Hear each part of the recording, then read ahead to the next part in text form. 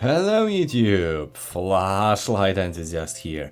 As promised, after reviewing the new E07X Canon from Fireflies, I got another model for testing and review, this time the Fireflies X1L, along with the smaller brother the X1S, both featuring throwy optics and are basically EDC throwers. Let's compare those two and see which one is right for you.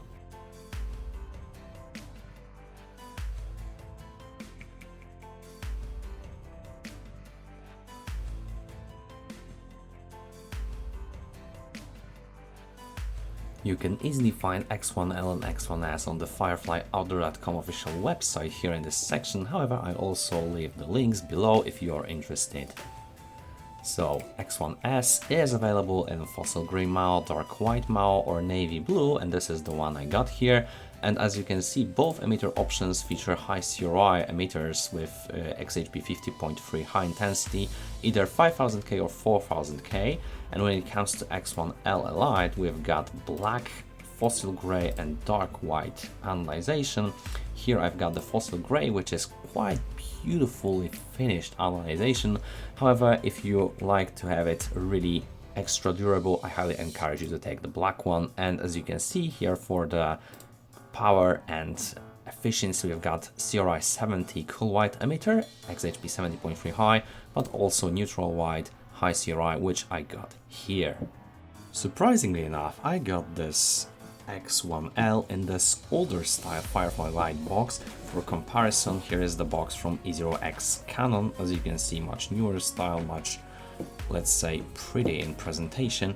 And we've got the stickers resembling what version you have. And as you can see, we've got identical here on this one. Inside the box for both versions, there are identical accessories. So apart from the flashlight, you will get this nice soft sack. It's supposed to protect the anodization of the flashlight if you like to store it in. And if you were wondering, yes, you can fit your X1L inside this sack to protect it during transportation, for instance. Quite soft inside actually, looking quite nice. We also got this stretchable lanyard with different attachments. We've got 4 spare O-rings in case you need a replacement. Detailed user manual in English. Last but not least, spare glass in case you had an accident and need to replace this one. I hope these scratches are only on this external foil. One last thing is obviously some tiny detail, however, really highly appreciate from Firefly team. Looking at the design, let's start with Firefly X1S, so the smaller one.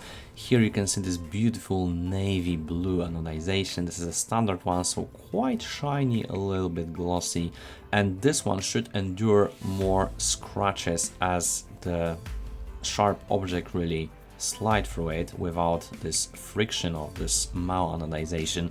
The design is really beautiful. We've got this standard for Firefly nowadays, nicely done knurling on the battery tube, not that sharp, however extremely grippy even with wet hands. We've got this nice shiny pocket clip with good retention. It can rotate freely 360 degrees, nice tail cap. You can order this one with extra magnet, this one is without it. We've got really nice clicky switch with this black anodization and blue LED underneath. This is not RGB, mind you, as the RGB auxiliary light is not sync, so I got it set with matching blue.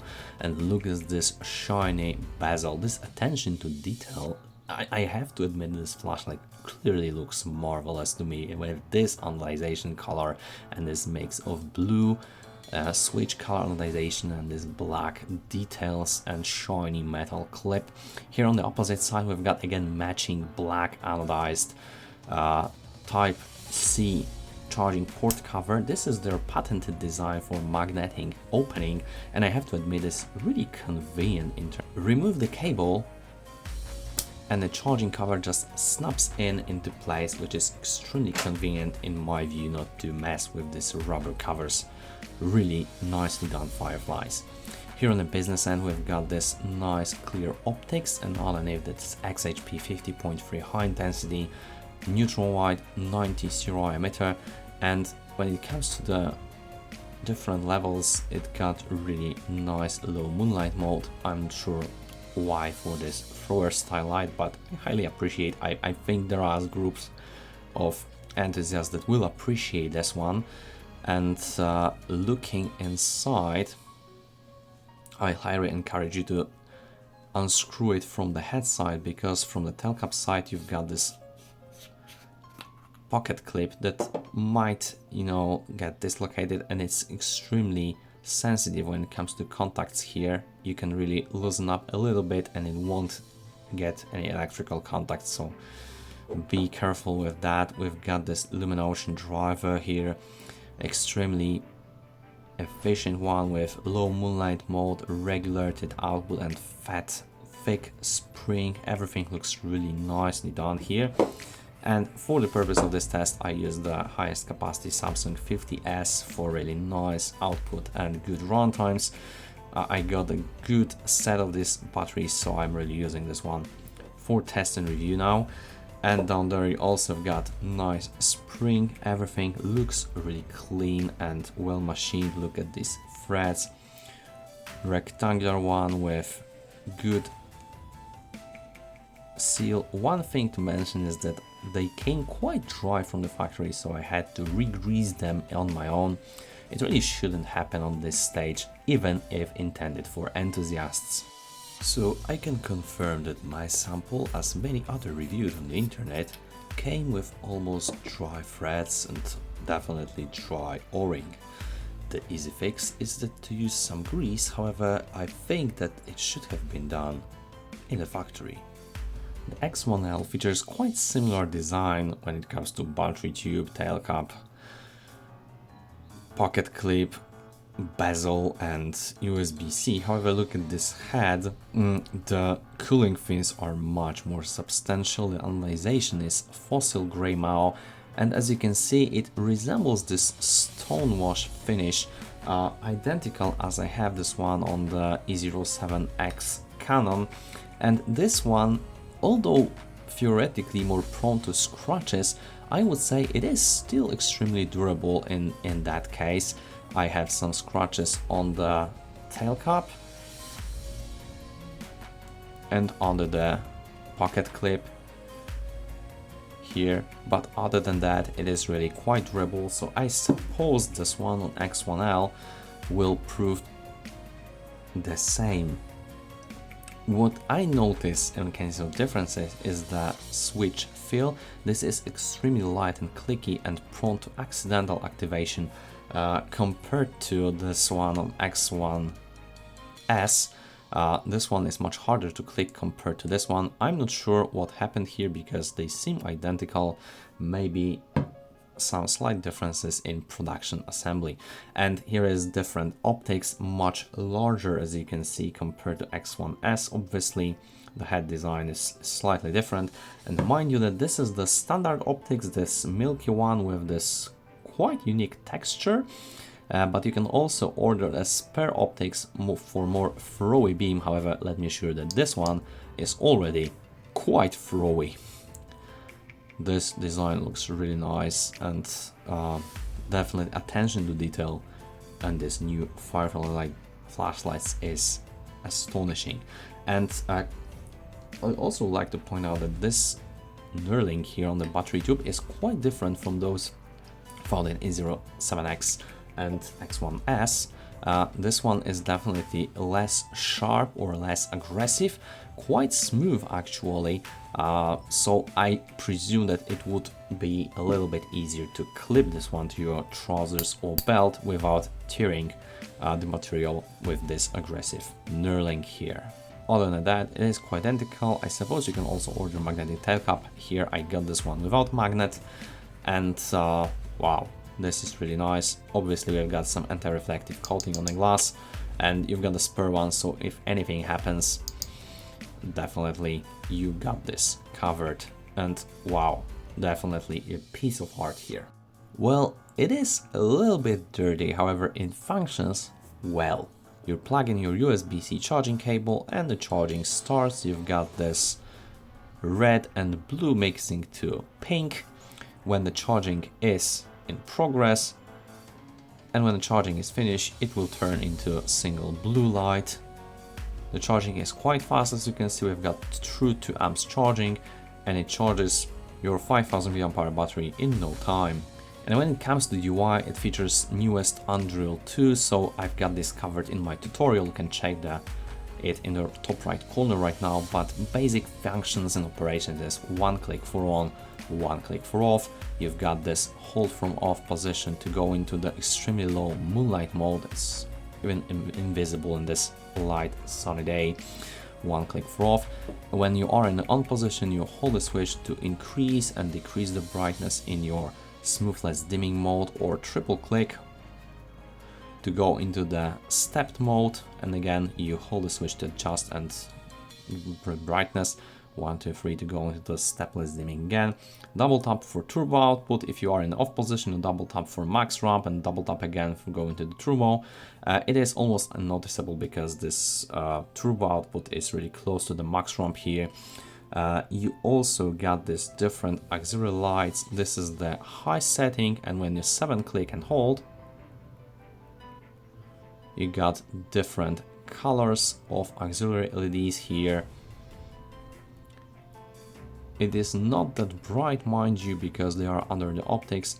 However, for my preferences, this is definitely ideal because they do not disturb my night vision and are not extremely bright to light up the whole room even when the flashlight is off.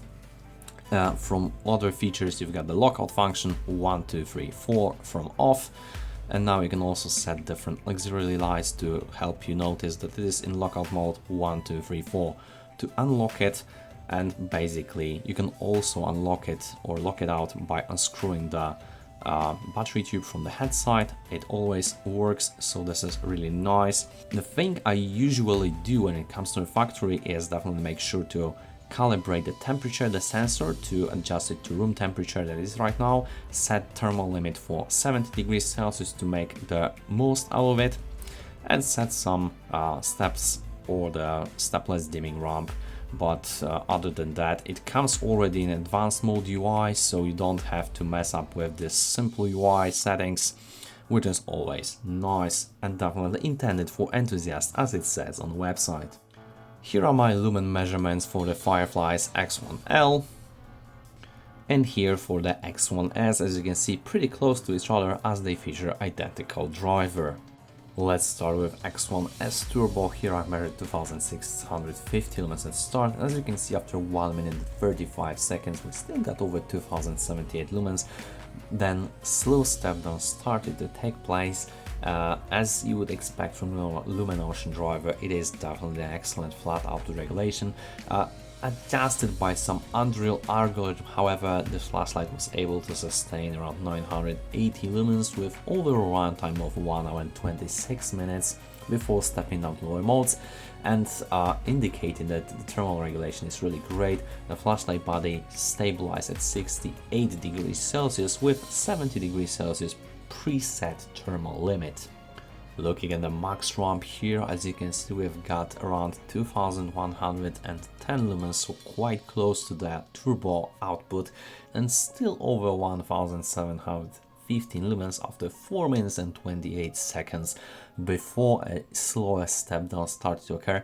And again, we've got nice flat output regulation with slight adjustment, and again around 980 lumens sustained with over runtime of 1 hour and 26 minutes before stepping down to lower modes with flashlight body stabilized at 62 degrees Celsius this time, so slightly lower, however still quite hot.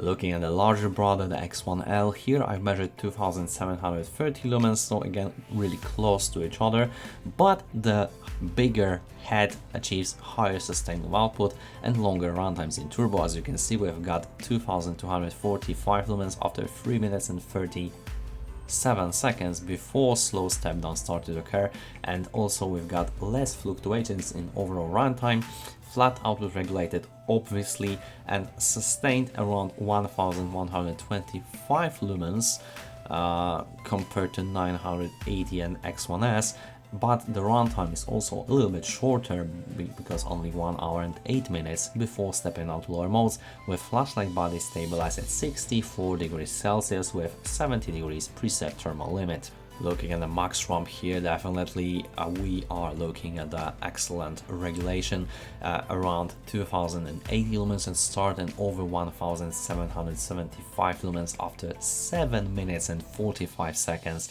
before slow step down started to occur, and we've got again sustained output of around 1090 lumens, so slightly lower than the turbo runtime graph, with over runtime of 1 hour and 10 minutes before stepping out lower modes, and flashlight body stabilized at 61 degrees Celsius, again 70 degrees preset thermal limit. Please don't do this at home, would you?